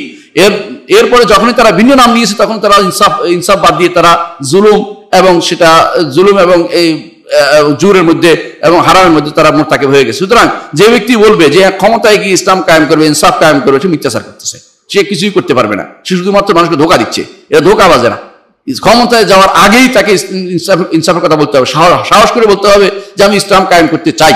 যদি ক্ষমতা যেতে পারি, মানুষ যদি কোনো ক্ষমতা দেয় তাহলে যাবো। আপনি যেমন তেমন করে ক্ষমতায় গিয়ে ইসলাম কায়েম করবেন, এটা আপনার হবে না।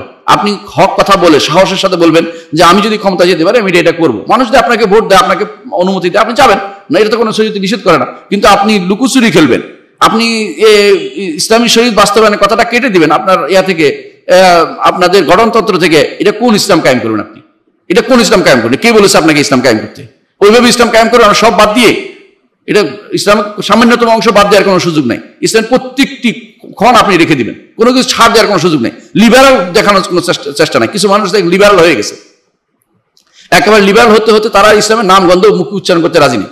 তারা এখন বলে যে আমরা শুধুমাত্র সামাজিক জাস্টিস, সাম্য চাচ্ছি। কেউ বলে যে আমি এই চাচ্ছি, ওই চাচ্ছি, আমি মানুষের ভালো জিনিস চাচ্ছি ইত্যাদি। কিন্তু এগুলি কোনোটাই আহলে সুন্নাত জামাতের নীতি নয়। আহলে সুন্নাত জামাত কোনো সামান্যতম জিনিসও ছাড় দিতে রাজি নয়। ওয়া তানাত্তুন গালিব, আর তারা আহলে সুন্নাত জামাত কখনো বাড়াবাড়িতে চলে যেতে রাজি নয়। বাড়াবাড়ি কি? কিছু মানুষ আছে কাফের বানাই ফেলবে। কেন? জিহাদ করতেছে না, তথাকথিত নামধারী জিহাদের নাম দিয়ে তারা মানুষের কাফের বানিয়ে ফেলছে। আবার দেখুন তাদের অনেকেই দেখা যায় রাষ্ট্রপ্রধান সবগুলি একসাথে কাফের বানিয়ে ফেলছে। এটাও কিন্তু একটা অন্যায়। আপনি কিসের ভিত্তিতে তাদের কাফের বলতেছেন? তারা অনেকেই নামাজ পড়ে, অনেকে নামাজের কথা বলে, অনেকে হয়তো ভুল বুঝে আসে, তাদেরকে ভুল বুঝানো দরকার, তাদেরকে সঠিক ভুল বুঝানো থেকে সঠিক বুঝে নিয়ে আসা দরকার। কিন্তু আপনি তাদেরকে কাফের বানিয়ে ফেলতেছেন। আবার তাদেরকে দেখা যাচ্ছে পুরো তাদের কোনো চাকরিও করা যাবে না, তাদের পিছিয়ে চলা যাবে না। এই যে বাড়াবাড়িগুলো আপনাদের মধ্যে আসছে, সেটাও কিন্তু আহলে সুন্নাত জামাতের আকীদার বাইরের জিনিস। আহলে সুন্নাত জামাত এই বৈশিষ্ট্যের অধিকারী নয়। তারা মধ্যম পথ অবলম্বন করে। তারা একদিকে সবসময় থাকে যে হ্যাঁ ভুলটা বলবো ভুল, ভালো হইলে তাদের ভালোটা বলবো, আর যেটা খারাপ এটা খারাপ বলবো। কখনো তারা অন্যায়কে ন্যায় বলে না, আবার ন্যায়কে অন্যায় বলে না, বরং তাদের ভালো, প্রত্যেকের ভালো মন্দ মিলিয়ে তারা চলে এবং তারা মধ্যম পন্থা অবলম্বন করে। এটা হচ্ছে আহলে সুন্নাত জামাতের একটি বৈশিষ্ট্য। আর কি? তারা নিজে না বুঝে পাগলামি করে না। কিছু মানুষ দেখবেন আহলে সুন্নাত জামাতে কখনো না বুঝে কোনো কাজ করবে না। কিন্তু কিছু মানুষ দেখবেন হঠাৎ করে কোথাও আক্রমণ করছে, কোথাও বোমা ফাটাইছে, কোথাও কারো আগুন লাগাই দিছে, কোথাও দেখবেন যে কিছু মানুষকে হঠাৎ করে দেখবেন যে কালো পোশাক করে বিরাট খুতবা দিয়ে নাম দিয়ে একবারে পুরো রাষ্ট্র প্রতিষ্ঠা করে দেখা গেল 5 দিনে তার রাষ্ট্র পুরো শেষ, কিছুই নেই। এটা হচ্ছে নামকে আসতে নিজে মনে করে একটা বিরাট কিছু করে ফেলছে। এটা তারা করে না। আবার কিছু মানুষ আছে ভয়ে একবারে ইমান থেকে দূরে সরে গেছে, এটাও তারা করে না। এই দুইটাই কোনটা করে? আহলে সুন্নাত জামাত সবসময় মধ্যম পন্থা অবলম্বন করে। তারা ছাড়াছাড়িতে নাই, বাড়াবাড়িতে নাই, পাগলামিতে নাই এবং কোনো অপারগতায় নাই। তারা মূলত মধ্যম পন্থা অবলম্বন করে। সবসময় তাদের মধ্যে আপনি সবসময় দেখবেন যে তারা ভারসাম্যপূর্ণ জীবন ব্যবস্থায় বিশ্বাসী। ভারসাম্যপূর্ণ যেটা ইসলাম যে ভারসাম্যপূর্ণ, সেটাকে তারা সবসময় প্রাধান্য দিয়ে থাকে। তারা কি করে? আল্লাহর কাছে নিরাপত্তা চায়। ওয়ালা ইয়াতাআরাদুনিল বালা মুসিবত তালাশ করে বেড়ায় না। কিছু মানুষ আছে বলে যে জেলে না গেলে তার কি ইমান পূর্ণ হয় না। জেলে গেলে নাম দিয়েছে যে নবী ইউসুফের পাঠশালা, নবী ইউসুফের পাঠশালা। আপনার কে বলেছে জেলে যাওয়া? জেলে কত মানুষ জানে, জেলে যায় না তাদের ইমান পূর্ণ হয় না। আপনার কে বলেছে? কেউ গেছে জেলে, বহু মানুষ জেলে যায় না। সাহাবায়ে কেরাম কয়জন জেলে গেছে? তারা একটু ইমানে পরিপূর্ণ ছিল, তারা যুদ্ধ করেছে, জিহাদ করেছে, জেলে তো যায়নি। জেলে যাওয়াতে তার মনে করে যে এটা বিরাট কিছু বালা। কেউ মনে করে যে বিপদে যাইয়া একটা মারামারি করতে হবে, একটা গাড়ি ভাঙতে হবে, অথবা কোথাও যাইয়া একটা বড় বড় কথা বলতে হবে, অথবা কারো বিরুদ্ধে কোথাও একটা বিবৃতি দিতে হবে কোনো ক্ষমতাসীন বিরুদ্ধে, তাহলে তারা বোধহয় ভালো থাকবে। আর কেউ মনে করে যে কোথাও যে মারামারি হারানি করতে হবে। এটা আহলে সুন্নাত জামাতের তরিকা না, পদ্ধতি নয়। এটা হচ্ছে তথাকথিত লোকদের তরিকা। তারা মনে করে যে বিপদের দিকে আনা, বিপদ লাগিয়ে দেয়া, আগুন লাগিয়ে দেয়া, কোনো একটা গন্ডগোল লাগিয়ে দিলে ঠান্ডা হয়ে পরবর্তীতে আমাদের হাতে ক্ষমতা আসবে, এই জাতীয় আকাশ কুসুম কল্পনা করে কিছু মানুষ বসে আছে। না, এটা নাম দিয়েছে তারা, যত বেশি পারো গন্ডগোল লাগিয়ে দাও, পরে ঠান্ডা হলে তাদের ইমাম আসবে। নাম দিয়েছে এই গন্ডগোল লাগলে মাহাদি আসবে, মাহাদি আসলে আমরা ক্ষমতা যাবো, বা অথবা কেউ মনে করতেছে এরকম গন্ডগোল লাগলে তখন ভারতে যুদ্ধ হবে, কি নাম দিয়েছে গজওয়াতুল হিন্দ হবে। এই জাতীয় আকাশ কুসুম কল্পনা, মিথ্যাচার মধ্যে তারা ডুবে আছে। এই জাতীয় জিনিস ইসলাম বলে না। আহলে সুন্নাত জামাতের আকীদা হচ্ছে নিরাপত্তা সবসময়, তারা কখনো বিপদে পড়তে চায় না। সাল্লাল্লাহু আফিয়া, তারা বলে যে আমরা নিরাপত্তার মধ্যে থাকতে চাই, এবং তারা বলে যে নিরাপত্তার মধ্যে যতক্ষণ নিরাপত্তা থাকা যায় ততক্ষণ নিরাপত্তা থাকবে। এর মধ্যে থেকে দাওয়াত দিতে হবে, নিরাপত্তা থেকে দাওয়াত দিতে হবে, দাওয়াত বন্ধ করা যাবে না। নিরাপত্তা থেকে যতটুকু পারা যতটুকু দাওয়াত দিবে, নিজে বিপদে পড়ে দাওয়াত দিতে তারা বলে না। হ্যাঁ, যেখানে যদি কোনো এমন ব্যক্তিত্ব হয় যার বিপদে পড়া জরুরি হক কথা বলার জন্য, সেখানে তারা বলে। কিন্তু এটা যেমন ইমাম আহমদ ইবনে হাম্বল হক কথা বলেছেন, কিন্তু আবার অনেকেই সেটা করেনি, কারণ তারা এমন গ্রহণযোগ্য ব্যক্তিত্ব নয় যার কথা বললে শুনবে, এরকম অবস্থা নয়। অর্থাৎ যাদের কথা শোনা হয় না, এরা বিপদে পড়বে না। এরা বলবে যতটুকু তার দায়িত্বে আছে ততটুকু সে বলবে। আর যাদের কথা শুনতে বাধ্য, যাদের কোদোয়া বা অনুসরণযোগ্য ব্যক্তিত্ব, এরকম ব্যক্তি যদি হয়, এরকম ব্যক্তি কোথাও পাওয়া গেলে তিনি তখন হক কথা বলবেন। বিপদ হলেও তিনি হক কথাটা তার সামনে বলবেন। আফদালু জিহাদ কালিমাতু হক সুলতান জায়ের, সবচেয়ে উত্তম জিহাদ হবে তখন ওই ব্যক্তির, যে ব্যক্তি জালেম শাসকের বিরুদ্ধে হক কথা বলে। এটা ওই ব্যক্তির জন্য যে ব্যক্তি সেটা করতে পারে, যার এই ক্ষমতা আছে, যার এরকম তার মর্যাদা, এরকম তার অবস্থা, যে এটা বললে তার কথাটা নেওয়া হবে। আর যার এরকম অবস্থা নেই, সে নিজের বিপদ রেখে আনবে, এটা ইসলাম বলে না কখনো। বরং তার পদ্ধতিতে সে দাওয়াতের কাজ করে যাবে, তার পরিবার নিয়ে করবে, তার সমাজ নিয়ে করবে, তার যতটুকু সামর্থ্য আছে অতটুকু দাওয়াতের কাজ করবে। আহলে সুন্নাত জামাতের আকীদা এটাই।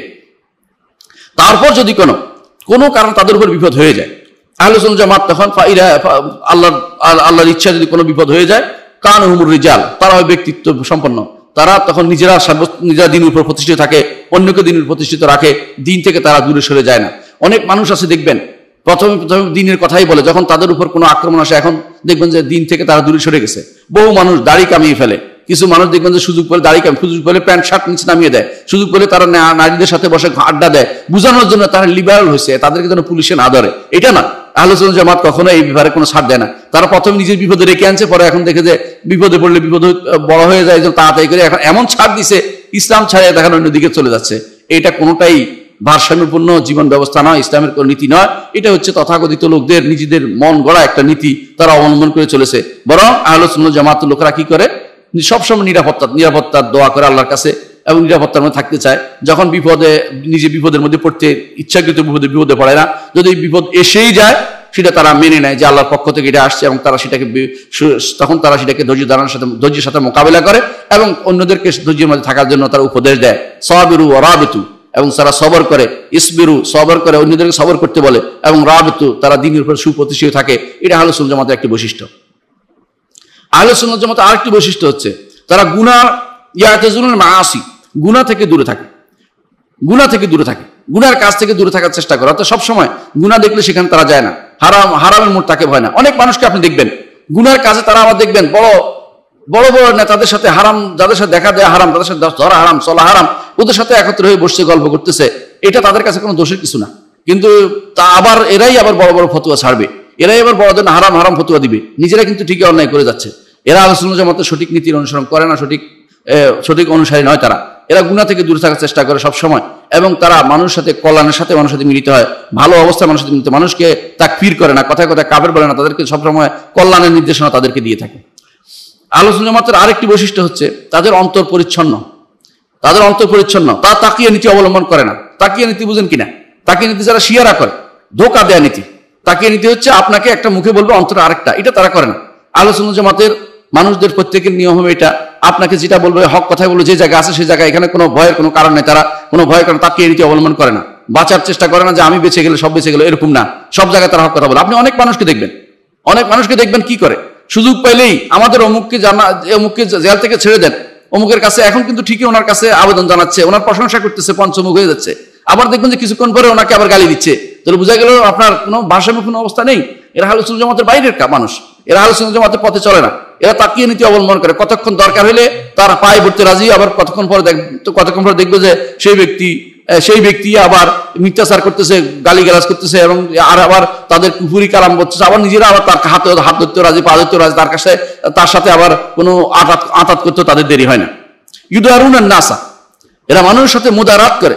মুদারাত হচ্ছে নম্র ব্যবহার করে, এবং তাদের সাথে এমন ব্যবহার করে যে ব্যবহারের মাধ্যমে তাদের মন জয় করা যায়, এরকম ব্যবহার তারা করে, এতে কোনো সমস্যা নেই। কিন্তু ওলা ইউদাহিনুনাও, অর্থাৎ তাদের মুদাহানা করে। মুদাহানা হচ্ছে এটা যে তারা তাদের অন্যায়কে ন্যায়ের আবরণ দিয়ে ছাড়ে না। অর্থাৎ তারা বলে না ওনার এটার ইয়া ছিল, কোনো একটা সুবিধা ছিল, ইত্যাদি ইত্যাদি বিভিন্ন রকমের কথা দিয়ে তারা কোনো অন্যায়কে প্রশ্রয় দেয় না, অন্যায়কে প্রশ্রয় দেন। তবে তারা মানুষের সাথে নরম ব্যবহারের মাধ্যমে তাকে সঠিক পথে আহ্বান জানায়। এটা হচ্ছে আহলে সুন্নাত জামাতের একটি বৈশিষ্ট্য। আহলে সুন্নাত জামাতের আরেকটি বৈশিষ্ট্য হচ্ছে যারা তাদের সাথে সম্পর্ক পরিত্যাগ করে, তাদের সম্পর্ক রক্ষা করে চলে, এবং যারা তাদেরকে কিছু দেয় না তাদেরকে প্রদান করে। অর্থাৎ উল্টাটা, যারা কেউ তাদের সাথে তাদেরকে দিতে অস্বীকার করে, তারা কিন্তু তাদেরকে কাউকে দিতে অস্বীকার করে না, এবং তারা তাদের কেউ জুলুম করলে তাকে তারা ক্ষমা করে দেয়। আহলে সুন্নাত জামাতের আরেকটি বৈশিষ্ট্য হচ্ছে যে তারা ক্ষমা করে, এবং যারা পরিচিত নিয়মে আমরুল মারুফ করে, নেহিয়ানিল মুনকার করে, এবং হকের কথা বলে, এবং জাহেল যারা তাদের থেকে মুখ ফিরিয়ে নেয়। জাহেলরা অনেক রকম গালি দিবে, কিন্তু তাদেরকে তারা গালি দেয় না, তাদেরকে ছেড়ে দেয়, এদের প্রশ্ন উত্তরও দেয় না। অনেক সময় দেখবেন আহলে সুন্নাত ওয়াল জামাত যারা কে কি বললো মোটেই তাকায় না। অনেকে দেখবেন যে গালিগালাজ করে ভরাই দিচ্ছে, কাফের, ফাসেক, তার মুনাফেক, কত রকমের কথা বলে। আহলে সুন্নাত জামাতের কাজ হচ্ছে তাদের সেটার উত্তরে তারা খারাপ কথা বলেন, এবং তাদেরকে ইয়াখুযুনা বিল আফওয়ি, ক্ষমার কাজ করে, যে ক্ষমা করে দিলাম, যা ইচ্ছে তা হোক। ও ইয়ামুনা বিল উরফি, হক কথা বলে এবং জাহেলদের থেকে মুখ ফিরিয়ে নেয়। আর ইয়াসবিরুন, সবর করে, ইয়াহলুমুন, সহিষ্ণু হয়, এবং আল্লাহর উপর তাওয়াক্কুল করে, তাদের জীবনে প্রত্যেকটি কাজ তাওয়াক্কুল করে চলে। হক কথা বলতে তারা দ্বিধা করে না। তাওয়াক্কুল থাকলে এটা বলা যায়, তাওয়াক্কুল না থাকলে বলতে পারে না। তাওয়াক্কুল না থাকলে দেখবেন যে কেউ দাড়ি কামিয়ে বসে রয়েছে, দেখবেন যে তারা টাকুন নিচে কামড় পড়তেছে, দেখবেন যে তারা শরীয়ত মোতাবেক চলতেছে না, ভয়ে, এরকম কাজ তারা করে না। তারা সর্ব অবস্থায় তারা আল্লাহর উপর তাওয়াক্কুল করে চলে। তাদের আরেকটি বৈশিষ্ট্য হচ্ছে যে তারা আল্লাহর মহব্বতের মাধ্যমে তারা প্রসিদ্ধি লাভ করে, আল্লাহর ভালোবাসায় প্রসিদ্ধি লাভ করে, এবং তারা আল্লাহ তাআলার ভয়ে তারা সদা কম্পমান থাকে, এবং তারা খুব কমই নিজে দুনিয়ার বিভিন্ন কাজে জড়িত হয়ে পড়ে। তাদেরকে দেখবেন না ব্যবসা বাণিজ্যে মানুষের টাকা নিয়ে ব্যবসা করতেছে, মানুষের টাকা নিয়ে জমি জমা ব্যবসা নিয়ে লেগে যাচ্ছে, এরকম কাজ তাদের মধ্যে খুব কমই দেখবেন। তারা দেখবেন যে খুব প্রয়োজন নিজের বাড়ি করেছে, যতটুকু থাকা দরকার টুকুর জন্য চেষ্টা করেছে, এবং তারা নিজেদের কর্মকাণ্ডে যতটুকু আছে অতটুকুর মধ্যে জড়িত থাকতে চায়, দুনিয়ার কাজে এত বেশি জড়িত হতে চায় না যেভাবে অন্যরা জড়িত হয়ে পড়ে। তারা খুব কমই দুনিয়ার কর্মকাণ্ডে জড়িত হয়। এজন্য তাদের দুনিয়াদার না হওয়ার পিছনে আমাদের শেখ তাদের একটা সুপ্রসিদ্ধি আছে যে তারা দুনিয়াদার হয় না।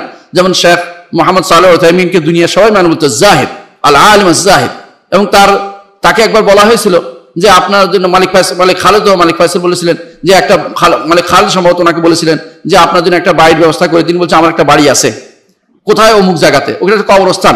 উদ্দেশ্য হচ্ছে আমার এত বাড়ির দরকার নেই, আমার একটা বাড়ি আছে, কোথায়? অমুক জায়গাতে। অর্থাৎ তিনি মনে করছেন বাড়িটা বাদশা বুঝছে তার একটা বাড়ি আছে, আসলে উনি বুঝাচ্ছেন যে এখানে একটা কবরস্থান আছে, ওইটাই আমার জন্য যথেষ্ট, আমার এই বাড়ির দরকার নেই। এটা হচ্ছে আমাদের শেখ মোহাম্মদ সালেহ আল উসাইমিনের পদ্ধতি। যাদেরকে আমরা আহলে সুন্নাত ওয়াল জামাতের ইমাম হিসেবে আমরা মনে করি যে এরা হচ্ছে এরকম ইমাম। এরকম নয় যারা সুযোগ পেলে সমস্ত ব্যবসার নাম দিয়ে হালাল হারামকে মিশিয়ে একাকার করে ফেলা, এই পদ্ধতি আহলে সুন্নাত ওয়াল জামাতের লোকেরা করে না। আহলে সুন্নাত ওয়াল জামাতের আরেকটি বৈশিষ্ট্য হচ্ছে যারা জামাতের সাথে সালাত আদায় করতে সবসময় সচেষ্ট থাকে। একটা জামাত ছুটে গেলে তারা খুব কষ্ট পায়, এবং তারা নেক কাজের মধ্যে সবসময় থাকে। কোনো নেক কাজ পাইলে, আনুগত্য জিনিস পাইলে তারা সেখানে সবসময় করে, এর থেকে ছেড়ে দিতে চায় না কোনো কিছুই। আর তাদের আরেকটি বৈশিষ্ট্য হচ্ছে কিয়ামুল লাইল তারা করে। আরেকটি বৈশিষ্ট্য হচ্ছে যে তারা সবসময় ভয়ে থাকে, ভয়ে কম্পমান থাকে, চোখের পানি তাদের সবসময় বেরোতে থাকে, আল্লাহকে একাকিত্ব অবলম্বন তাদের চোখ থেকে পানি পড়তে থাকে। তারা এরকম নামমাত্র তথাকথিত একাত্র হইয়া কয়েকজন দেখানোর জন্য তারা সব বেদায় নাম দেয় না। তারা বসে তারা একান্তভাবে আল্লাহ তাআলা ইবাদত করে, এবং তারা চোখের পানি পড়ে। রাসূলুল্লাহ সাল্লাল্লাহু আলাইহি ওয়াসাল্লাম যেটা বলেছেন, রাজুলুন যাকারাল্লাহ খালিয়ান ফাফাদাত আইনাহু, একজন মানুষ আল্লাহর কথা স্মরণ করেছে, একাকিত্ব, তার চোখ পানিতে ভরে গেছে। এরকম আহলে সুন্নাত জামাতের মানুষগুলো এই কাজটি করে থাকে, দেখানোর জন্য কোনো পদ্ধতি অবলম্বন করে না। আহলে সুন্নাত জামাতের মানুষগুলো আরো তাদের যে বৈশিষ্ট্য হচ্ছে তারা সিয়ামে অতি বেশি সওম পালন করে, এবং জিকিরের মাধ্যমে তারা প্রচলিত লাভ করে, কোরআন হাদিসের দার্স কোরআন হাদিসের মধ্যে লেগে থাকে সবসময়, এবং সকাল বিকাল আল্লাহ জিকিরগুলো করে, সকাল বিকাল যে জিকিরগুলো শরীয়তে আসে সেগুলি করে, এবং তারা প্রতি মুহূর্তে যেই জিকিরটা যেই মুহূর্তে অনুমতি সেই জিকিরটা সেই মুহূর্তে করার জন্য তারা সব সময় ব্যস্ত হয়ে পড়ে। এটা হচ্ছে তাদের একটি বড় বৈশিষ্ট্য তাদের এটা। এবং তারা তাদেরকে দেখলে মানুষের মধ্যে আল্লাহ জিকির করতে স্মরণ হয়, এরা এরকম বৈশিষ্ট্যের অধিকারী। আর তারা আরেকটি বড় বৈশিষ্ট্য হচ্ছে তাদের জিহ্বাকে তারা নিয়ন্ত্রণ করে, যেটা গীবত করে বেড়ায় না, কথায় কথায় আরেকজনের গীবত করা, কারোর বিরুদ্ধে লেখা, এই কাজটি তারা করে না। নিজের কাজটা তারা করে, ব্যক্তিগত কোনো কাজে রেশারেশি পড়ে না। ব্যক্তিগত রেশারেশি যারা পড়ে তাদের থেকে তারা দূরে থাকে। আর তাদের অনেক লম্বা চুপ থাকে, কথা কম বলে কিন্তু হিকমতের কথা বলে তাদের কথা দিয়ে। আহলে সুন্নাত জামাত কখনো ব্যক্তি চর্চা করে না, কারো চরিত্র হননে লিপ্ত হয় না। তারা হক কথাটা বলে। একটা মানুষের যদি তার দ্বারা বেশি মানুষ ক্ষতিগ্রস্ত হয়, সেই ব্যক্তিকে সাবধান করে সেই ব্যক্তি সম্পর্কে, তার দ্বারা ক্ষতিগ্রস্ত হওয়ার অবস্থা দেখলে। আর কারণ ব্যক্তিগত চরিত্রের পড়া যখন তার দ্বারা দেখা যায় যে হক কথা বলা হচ্ছে কিন্তু আমার দলে নাই, তাই বলে তার বিরুদ্ধে চরিত্র হনন করবো, এটা আহলে সুন্নাত জামাতের মানহাজ নয়, এটা ব্যক্তি বিশেষের মানহাজ। কিন্তু এই মানহাজের কারণে আজ দুনিয়াতে শত ফিতনা ফাসাদ বেড়ে গেছে। এরা সেটা করে না। তবে তারা যে ব্যক্তি অন্যায়কারী, অন্যায় করে বেড়াচ্ছে এবং যার অন্যায়ের কারণে বহু মানুষ ক্ষতিগ্রস্ত হচ্ছে, সেই কথাটি বলতে তারা কোনো দ্বিধা করে না, কারণ এর মাধ্যমে এটা নসিহত বলা হয়। এই নসিহত তাদেরকে অবশ্যই বাস্তবায়ন করতে হয়। এবং তারা সবসময় তাদের নিজেদের ব্যাপারে তারা নিজেদের অন্তর সম্পর্কে তারা সবসময় খোঁজ খবর রাখে, যে অন্তরের মধ্যে কোনো খারাপ কিছু ঢুকলো কিনা, খারাপ অন্যায় করলো কিনা। তাদের সারা অঙ্গ প্রত্যঙ্গকে সবসময় হেফাজতের মধ্যে রাখে এবং আল্লাহর কাছে সবসময় চায় যে আল্লাহ যেন আমাদেরকে সঠিক পথে রাখে। তাদের আরেকটি বৈশিষ্ট্য হচ্ছে তারা প্রচুর পরিমাণে দান সদকা করে, দান করে, এবং যতটুকু পারে তারা আল্লাহর পথে দান করতে চেষ্টা করে। এবং তারা আল্লাহর শুকরিয়া আদায় করে গোপনে, এবং সব কষ্ট হলেও সবর করে বিপদে আপদে। এবং তারা যখন মুসিবত আসে আল্লাহর কাছে তারা শুধুমাত্র যায়, কোনো কবরের কাছে যায় না, কোনো পীরের কাছে যায় না, কোনো তথাকথিত কোনো মাছের গাছের কাছে বা গজার মাছের কাছে যায় না। তারা সবসময় আল্লাহ রাব্বুল ইজ্জতের কাছে বিপদে পড়লে তার কাছে ধারণা দেয়। এবং তারা সবসময় তারা কঠিন অবস্থায় বিপদে পড়লে তারা আল্লাহর কাছে আশাবাদী থাকে। আর যখন স্বাভাবিক অবস্থা থাকে তখন তো ভয়কে তারা সব প্রাধান্য দেয়। অর্থাৎ বিপদে পড়লে মৃত্যুর সময় তারা আশাকে প্রাধান্য দেয়। আর যখন স্বাভাবিক অবস্থা থাকে, ভালো অবস্থা থাকে, তখন তারা ভয় থাকে যে আল্লাহ না এর মাধ্যমে আমাদের দুনিয়াতে দিয়ে দিচ্ছেন হাসানাত, আখিরাতে দিবেন না কিনা, এই ভয় তারা থাকে। এই ভয়ে তারা সবসময় থাকে। এবং তারা বেশি বেশি তওবা ইস্তেগফার করে, ক্ষমা চায় আল্লাহর কাছে, রাতের অন্ধকারে আল্লাহর কাছে ক্ষমা চায়, এবং আল্লাহর সামনে উপস্থিত হওয়ার জন্য প্রস্তুত হয় যে আল্লাহর সামনে আমাকে উপস্থিত হতে হবে। এবং তারা ইখলাসের সাথে আমল করে, রিয়া থেকে দূরে থাকে। এবং রিয়া দেখানো, লোক দেখানো কাজ লিখে, বড় বড় খাতা লিখে ফেলা এবং বিভিন্ন রকমের দাস্তান লিখে মানুষের কাছে পেশ করা যে আমি এই করেছি ওই করেছি, এটা তারা করে না। বরং তারা ভয়ে ভীত থাকে এবং সবসময় সাবধান থাকে যে এগুলি কেউ কারো হাতে যেন না পড়ে, কেউ যেন বুঝতে না পারে আমি কি বলি। সর্বসাধারণ এমন লোকও গেছেন 30 বছর তিনি কিয়ামুল লাইল করতেন, তার স্ত্রী পর্যন্ত জানতে পারেনি। তারা সেরকম ব্যক্তিত্ব ছিলেন। সুতরাং বোঝা গেল আহলে সুন্নাত জামাত এরকমই হয়। তারা রিয়া থেকে দূরে থাকে, লোক দেখানো ইবাদত করে না, মানুষ দেখানোর জন্য কাজ করে না, বরং তারা গোপনে কাজগুলি করতে পছন্দ করেন, যে কাজগুলির মধ্যে মানুষের উপকার হবে। মোট কথা এটাই, আহলে সুন্নাত জামাত তারাই যাদের মধ্যে কল্যাণ হচ্ছে প্রাধান্য পাবে, এবং তাদের বিরোধী যারা আছে তাদের মধ্যে অকল্যাণটাই প্রাধান্য পায়। তারা অকল্যাণকে সবসময় প্রাধান্য দেয়। কিন্তু আহলে সুন্নাত জামাতের এই বৈশিষ্ট্যগুলো আমাদের সবসময় মনে রাখতে হবে। আমরা আহলে সুন্নাত জামাতের বৈশিষ্ট্য আলোচনা করলাম। আগামী ক্লাস ইনশাআল্লাহ আমরা আলোচনা করব আহলে সুন্নাত জামাত কিভাবে আকীদা গ্রহণ করে, কিভাবে তারা কোরআন হাদিস থেকে কিভাবে আকীদা গ্রহণ করে, এই পদ্ধতি, তাদের পদ্ধতি কি, সেটা আমরা ইনশাআল্লাহ আগামী ক্লাসে আলোচনা করব। আল্লাহ আমাদের বুঝার তৌফিক দান করুন। আজকের মতো আমরা আমাদের দার্স এখানে সমাপ্তি রাখি। ওয়া আখিরু দাওয়ানা আলহামদুলিল্লাহি রাব্বিল আলামিন। আসসালামু আলাইকুম ওয়া রাহমাতুল্লাহি ওয়া বারাকাতুহু।